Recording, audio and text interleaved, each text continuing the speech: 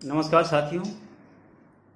आज हम प्रेमचंद की उन गिनी चुनी कहानियों में से जो प्रसिद्ध हैं,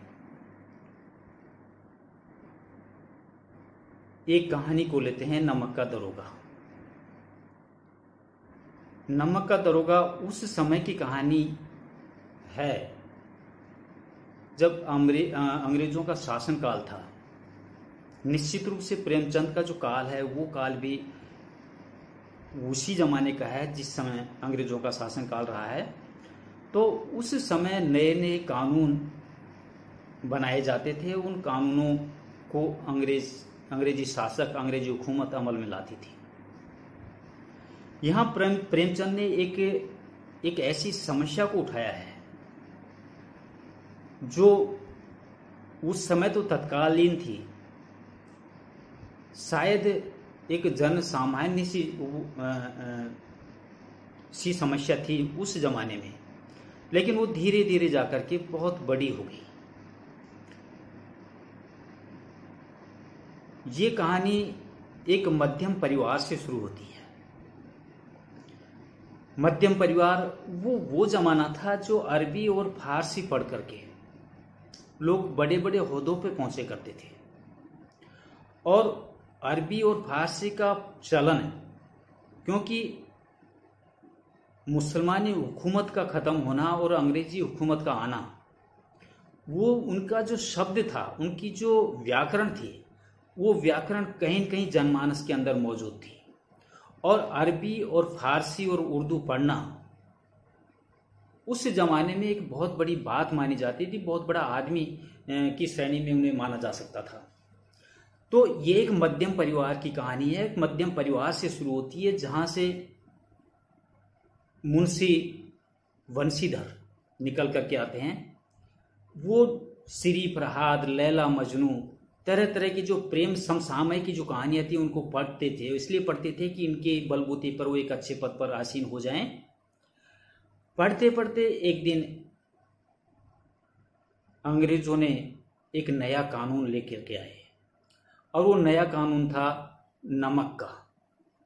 नमक विभाग का नया पद उन्होंने आवंटित किया, और उस पद के तहत अंग्रेजों ने नमक पर लगान शुरू कर दिया, टैक्स शुरू कर दिया। अब नया विभाग होने के कारण निश्चित रूप से उनमें भर्ती होनी थी, और मुंशी वंशीधर को मौका मिला कि उस पद पर वो आसीन हो गए। ये एक ऐसा मलाईदार पद था जहां पर जो तनख्वाह, तो वेतन तो उनका मिलता था, लेकिन वेतन के अलावा ऊपरी जो कमाई थी, वो ऊपरी कमाई तनख्वाह से कहीं ज्यादा बढ़कर थी। तो हर आदमी की ये लालसा रहती थी कि इस पद पर मैं पहुंचूं, और सौभाग्य से मुंशी बंशीधर को वो पद मिलता है। अपने पिता से आशीर्वाद लेकर के वो ड्यूटी के लिए प्रस्थान करते हैं, और जब वो ड्यूटी के लिए जाते हैं तो अपने पिता का जब वो आशीर्वाद लेते हैं तो वो उन्हें क्या सीख देते हैं, मैं उद्धृत करना चाहूंगा। उनके पिता एक अनुभवी पुरुष थे। समझाने लगे, बेटा, घर की दुर्दशा देख रहे हो, ऋण के बोझ से दबे हुए हैं। लड़कियां हैं, वह घास फूस की तरह बढ़ती चली जा रही है। मैं कंगारे का वृक्ष हो रहा हूं, न मालूम कब गिर पड़ूं। अब तुम ही इस घर के मालिक और मुख्तार हो। नौकरी में ओहदे की ओर ध्यान मत देना, ये तो पीर का मजार है। निगाह छड़ावे और चादर पर रखनी चाहिए।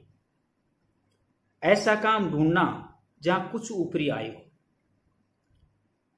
मासिक वेतन तो पूर्णमासी का चांद है जो एक दिन दिखाई देता है और घटते घटते लुप्त हो जाता है। ऊपरी आय बहता हुआ स्रोत है जिससे सदैव प्यास बुझती है। वेतन मनुष्य देता है, इसी से उसकी वृद्धि नहीं होती। ऊपरी आमदनी ईश्वर देता है, इसी से उसकी बरकत होती है। तुम स्वयं विद्वान हो, तुम्हें क्या समझाऊं। इस विषय में विवेक की बड़ी आवश्यकता है। मनुष्य को देखो, उसकी आवश्यकताओं को देखो, अवसर देखो, उसके उपरांत जो उचित समझो करो। गरज वाले आदमी को देखो और उसके साथ कठोरता करने से लाभ ही लाभ है, लेकिन बेगरज की दाव पर पाना जरा कठिन है। इन बातों को निगाह में बांध लो, ये मेरी जन्म भर की कमाई है। तो ये सीख मुंशी बंशीधर को उनके पिता देते हैं।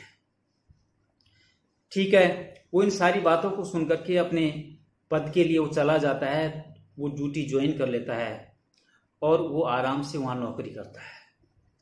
4-5 महीनों में उसने अपने अफसरों को इस तरह अपने पक्ष में कर लिया था, क्योंकि वो ईमानदार था, कर्तव्य परायण था और अपने पद के लिए, अपनी ड्यूटी के लिए पाबंद था। एक पैसे का हेर फेर नहीं करने वाला ईमानदार शख्स मुंशी बंशीधर अपने अफसरों का चहेता हो गया था। वक्त धीरे धीरे बीतता है और एक दिन क्या होता है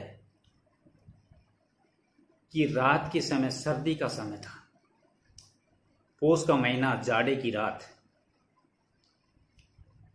अपने जो दफ्तर के सहायक कर्मचारी थी वो भी आराम से सो रहे थे और खुद भी एक कमरे में रजाई ओढ़ करके सो जाते हैं।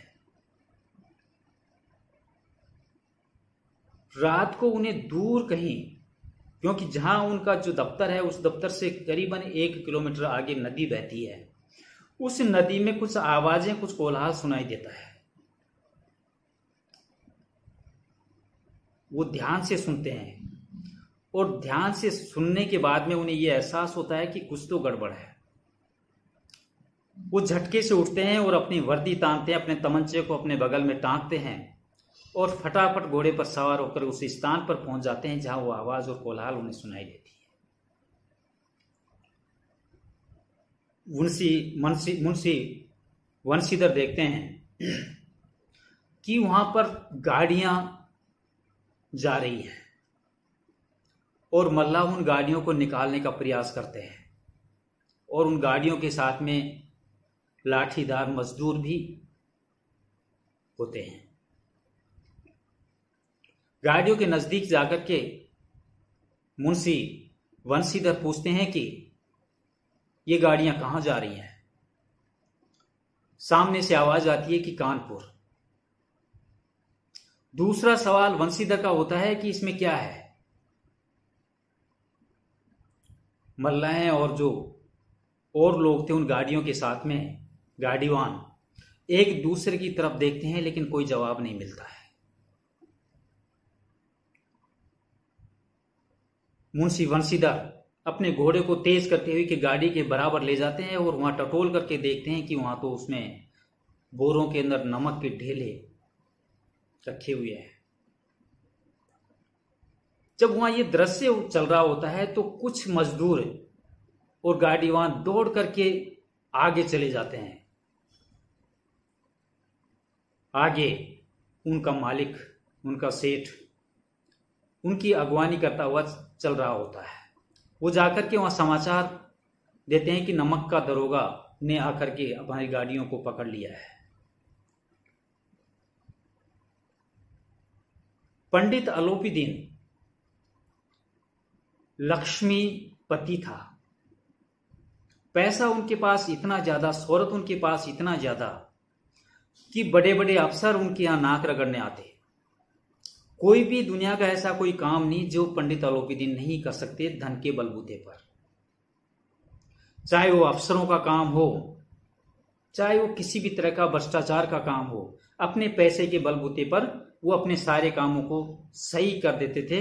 इसलिए उनको विश्वास था कोई बात नहीं। वो अपने गाड़ी वालों से कहता है कि तुम चलो, मैं आता हूं। एक पान का बीड़ा मुंह में लगाते हैं और अपनी गाड़ी को घुमा करके उसी जगह चले आते हैं जहां दरोगा साहब खड़े हैं। पंडित अलोपीदीन पैसे वाला भी है और वाचाल प्रवृत्ति का भी है।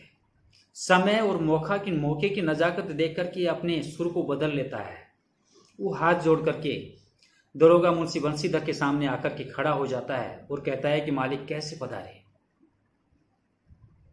मैं तो स्वयं ही इस मंदिर के पुजारी को, देवता को प्रसाद चढ़ाने के लिए खुद ही आ जाता है, आपने क्यों तकलीफ की।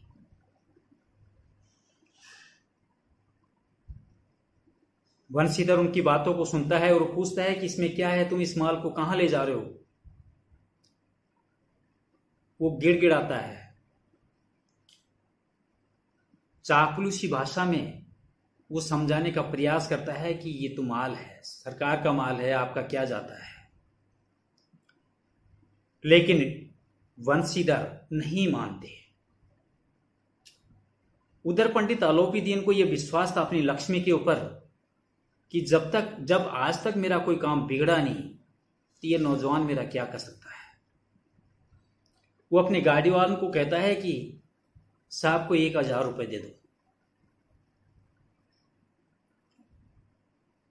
मुंशी बंसीधर नाराज हो जाता है, क्रोधित हो जाता है, गुस्से में हो जाता है और वो कहता है कि 1000 क्या 1,00,000 में भी मैं अपने पद से डिग नहीं सकता, अपने कर्तव्य से डिग नहीं सकता।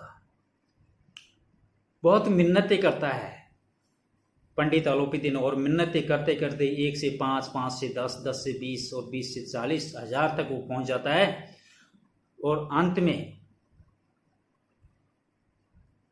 दरोगा मुंशी बंसीधर कहता है कि 40,000 क्या, अगर तुम 40 लाख भी दो तो मैं अपने ईमान को नहीं बेच सकता। वो अपने सिपाही बदलू सिंह को आदेश देते हैं कि तुरंत इन्हें गिरफ्तार कर लिया जाए, हथकड़ी पहना दी जाए, ये मेरा आदेश है। पंडित आलोपीदीन के पैरों के नीचे से धूल निकल जाती है। उन्हें इस बात का अंदाजा नहीं था कि क्या मेरे साथ ये हो भी सकता है। मुंशी प्रेमचंद कहते हैं कि लोग दिन निकलने से पहले लोगों के कान जग जाते हैं।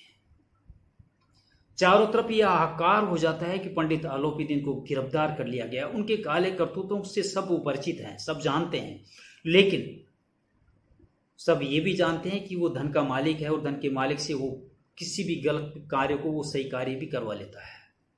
इसलिए वो गिरफ्तार हो कैसे गए। मेलों में जितनी भीड़ नहीं होती, इतनी ज्यादा भीड़ उस समय हो जाती है जब हाथों में हथकड़ी लगाए दरोगा मुंशी बंसीधर पंडित आलोपीदीन को कोर्ट की तरफ ले जाते हैं। जैसे ही वो कोर्ट के दरवाजे, कचहरी के दरवाजे पे पहुंचते हैं तो वहां के वकील, वहां के व्यवसायी, वहां के प्रशासनिक अफसर, वहां के नौकर चाकर भगते भगते पंडित आलोपीदीन के पैरों में गिर जाते हैं कि महाराज ये क्या हुआ। एक से बढ़कर एक वकील आलोपीदीन का केस लड़ने के लिए तैयार हो जाता है।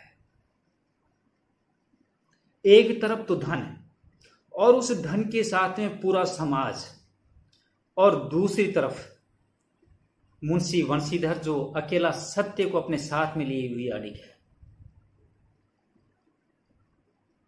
लेकिन उस धन की आड़ में जो गवाह थे बंसीधर के, वो भी डगमगाने लग जाते हैं। कचहरी लगाई जाती है, बहस होती है और बहस होने के बाद में फैसला सुनाया जाता है और वो फैसला पंडित आलोपीदीन की जीत हो जाती है।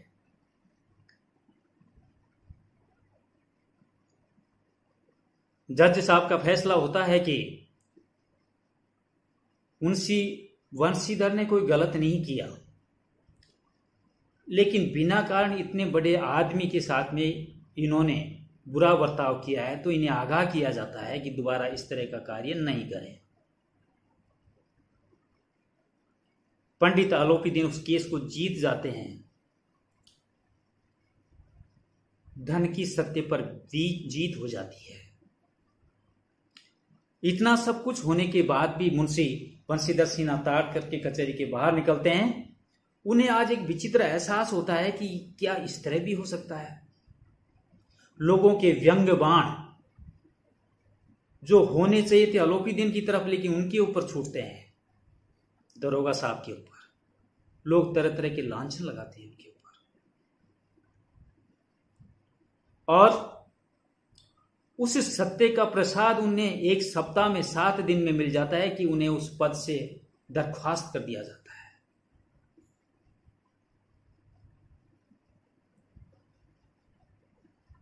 मुंशी बंशीधर के पिता जब इस चीजों को, इन बातों को सुनते हैं तो उन्हें वो सिर पकड़ करके बैठ जाते हैं। बड़ा दुख होता है।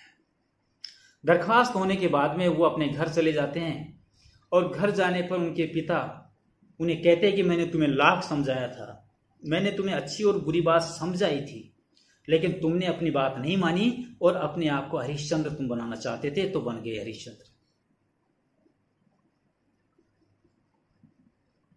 दरोगा मुंशी बंशीधर के पास सुनने के अलावा कोई रास्ता नहीं था। उनकी मां उनसे बात नहीं करती, उनकी पत्नी भी उनसे बात नहीं करती। ये सब चलता रहता है और समय आगे बढ़ता जाता है। कुछ समय बाद दरोगा मुंशी बंशीधर के पिता राम नाम की माला जप रहे होते हैं अपने घर में, और उनके घर के सामने एक बैलगाड़ी आकर के खड़ी होती है। वो देखते हैं कि पछई जाति के बैलों के सींग सुनहरे हैं, उनके बैलों के गले में घंटी है और उनके गले में हरी चादर लपटी हुई है, और उस पे से एक आदमी उतर करके नीचे आता है। उन्हें देखकर बंशीधर के पिता समझ जाते हैं कि ये पंडित आलोपीदीन है। वह उनके चरणों में जाकर के गिर जाते हैं और अपने बच्चे को भला बुरा वो कहते हैं कि मैंने इन्हें बार बार समझाया था, लेकिन बार बार समझाने के बावजूद भी इसने मेरी बात नहीं मानी। पंडित आलोपीदीन उनके पिता से कहते हैं कि नहीं, तुम्हारा पुत्र ईमानदार है, कर्तव्य निष्ठा, उसने अपना जो कार्य किया पूर्ण निष्ठा के साथ किया, तो उसने कोई गलत नहीं किया। मुंशी जी के पिता उन्हें घर के अंदर लेके आते हैं और बंशीधर को बुलाते हैं। बंशीधर सोचता है कि ये मुझे चिढ़ाने के लिए यहां पर आए हैं।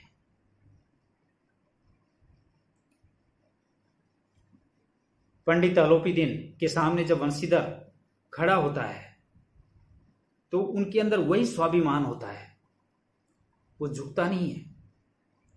पंडित आलोपीदीन उन्हें कहते हैं कि मैं आज तुमसे एक प्रार्थना करने के लिए आया हूं, और वो प्रार्थना जब तक आप नहीं मानोगे मैं इस घर से नहीं जाऊंगा। मैं एक ब्राह्मण हूं और मैं अपनी बात को मनवा करके ही यहां से जाऊंगा। बंशीधर सोचते हैं कि हो सकता है कि कोई और बात हो। वो पंडित आलोपीदीन से कहते हैं कि मैं तो मूर्ख प्राणी हूं, मूढ़ हूं, कर्तव्यनिष्ठ होने के कारण मैंने वो इस तरह का कार्य किया। वैसे मैं आपका दास हूं, आपका गुलाम हूं, आप जो कहेंगे मैं उसे मानने के लिए तैयार हूं। सेठ आलोपीदीन बंशीधर के सामने एक कागज रखते हैं और उस कागज पर हस्ताक्षर करने के लिए कहते हैं। उस कागज को देखकर कि क्या प्रतिक्रिया होती है मुंशी बंशीधर की, मैं उद्धृत करना चाहूंगा। मुंशी बंशीधर ने उस कागज को पढ़ा तो कृतज्ञता से उसकी आंखों में आंसू भर आए। पंडित आलोपीदीन ने उनकी अपनी सारी जायदाद का स्थायी मैनेजर नियुक्त किया था। 6000 वार्षिक वेतन के अतिरिक्त रोजाना खर्च अलग, सवारी के लिए घोड़ा, रहने को बंगला, नौकर चाकर मुफ्त।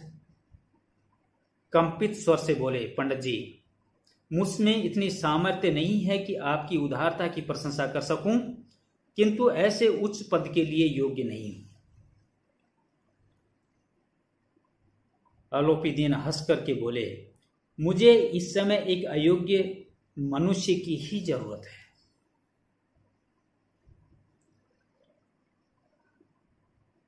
यहां पर पंडित आलोपी दीन का हृदय परिवर्तन हो जाता है और वो कायल हो जाते हैं कर्तव्य परायणता, ईमानदारी के प्रति मुंशी बंशीधर की।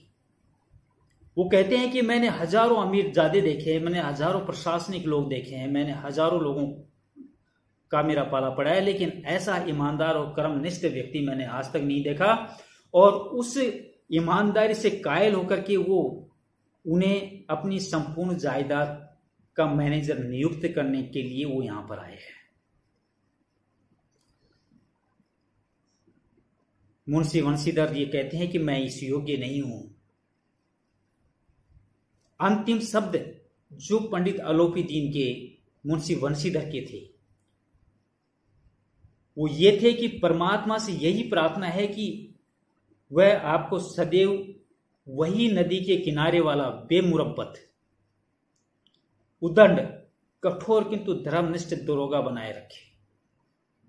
वो ये चाहते हैं कि जिस तरह मुझे अपने आप को घमंड था लक्ष्मी के ऊपर, उस लक्ष्मी के कारण मैं अच्छों को झुकाने की क्षमता रखता था और तुम एक अड़ीक होकर के मेरे सामने डटे रहे, मुझे तुमने झुकाया, मैं तुम्हारी उस ईमानदारी का कायल हूं। और मैं ये चाहता हूं कि उस नदी वाले दरोगा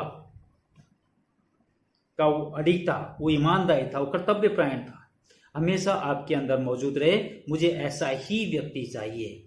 और अंत में जहां पर पहले धन की सत्य पर विजय होती है, यहां पर भी कहने में तो सत्य पर धन की विजय होती है, लेकिन हकीकत में पंडित आलोपी दीन झुकता है मुंशी बंशीधर की ईमानदारी के ऊपर। तो यहां ईमानदारी की जीत यहां पर प्रेमचंद ने दर्शाई है। तो ये इस कहानी का कथानक है जो ये पूरी कहानी को समेट करके चलता है। अब मैं अपनी वाणी को यहीं विराम देता हूं। नमस्कार, बाय।